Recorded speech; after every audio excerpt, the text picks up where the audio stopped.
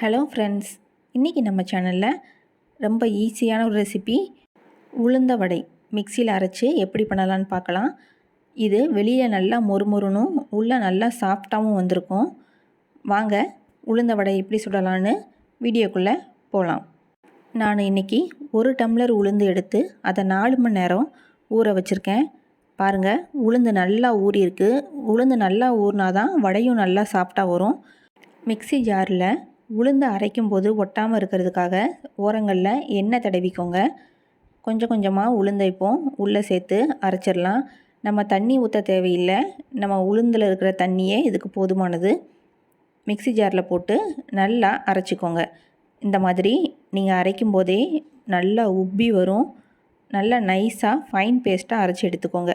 நீங்கள் தண்ணியில் தொட்டு மாவை தொடும்போது அது கையில் ஒட்டக்கூடாது, அந்த மாதிரி இருக்கணும். நல்லா வெண்ணெய் மாதிரி அரைச்சி எடுத்துக்கோங்க. இதை ஒரு பாத்திரத்தில் மாற்றிக்கலாம். இப்போது உளுந்த வடைக்கு தேவையான உப்பு சேர்த்துக்கலாம். மாவில் தூள் உப்பு சேர்த்துக்கோங்க, கல் உப்பு சேர்த்துறாதீங்க, கரையாது. நல்லா தூள் உப்பு சேர்த்து இந்த மாதிரி ஒரு பீட்டர் வச்சு நல்லா பீட் பண்ணிக்கோங்க. நீங்கள் கை வச்சு கூட நல்லா கலக்கிக்கோங்க. அடுத்ததாக ஒரு பெரிய சைஸ் பல்லாரி வெங்காயம் குட்டியாக கட் பண்ணி உள்ளே சேர்த்துக்கலாம். 1 டீஸ்பூன் அளவு சீரகம், கொஞ்சமாக பெருங்காயத்தூள், அடுத்ததாக ஒரு கைப்பிடி அளவு கொத்தமல்லி, இது எல்லாத்தையும் சேர்த்து நல்லா மிக்ஸ் பண்ணி விட்டுக்கோங்க. நீங்கள் விருப்பப்பட்டால் இஞ்சி மிளகா அதை கூட குட்டியாக நறுக்கி உள்ளே சேர்த்துக்கலாம். எல்லாத்தையும் நல்லா மிக்ஸ் பண்ணி விட்டுக்கோங்க. ஸ்டவ் ஆன் பண்ணி கடாய் வச்சுக்கோங்க. கடாய் சூடாகவும் அதில் எண்ணெய் சேர்த்துக்கலாம். இப்போது கையில் கொஞ்சமாக எண்ணெய் தடவிக்கோங்க. அப்போ தான் வடை தட்டும்போது கையில் ஒட்டாமல் வரும். இந்த மாதிரி ரவுண்ட் ஷேப்பில் தட்டிட்டு நடுவில் ஒரு ஹோல் போட்டுக்கோங்க. எண்ணெய் நல்லா சூடாகணும். சூடாகினதுக்கு அப்புறம் தான் நீங்கள் வடையை போடணும்.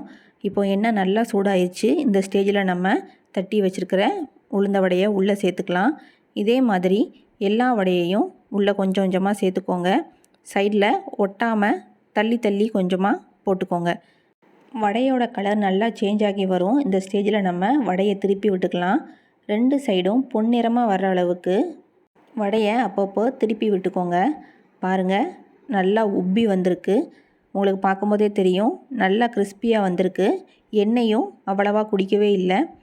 இதே மாதிரி மீதமுள்ள மாவுலையும் வடையை தட்டி உள்ளே சேர்த்துக்கோங்க.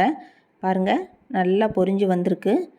2 சைடும் நல்லா மொறுமொறுன்னு கிறிஸ்பியான உளுந்த வடை ரெடி ஆயிடுச்சு. இதுக்கு தொட்டு சாப்பிட்றதுக்கு தேங்காய் சட்னியோ இல்லாட்டி தக்காளி சட்னியோ வச்சு சாப்பிட்டிங்கன்னா சூப்பராக இருக்கும். இதே மாதிரி வீட்டில் செஞ்சு பாருங்கள். நம்ம சேனலையும் மறக்காமல் சப்ஸ்கிரைப் பண்ணிடுங்க. தேங்க்யூ.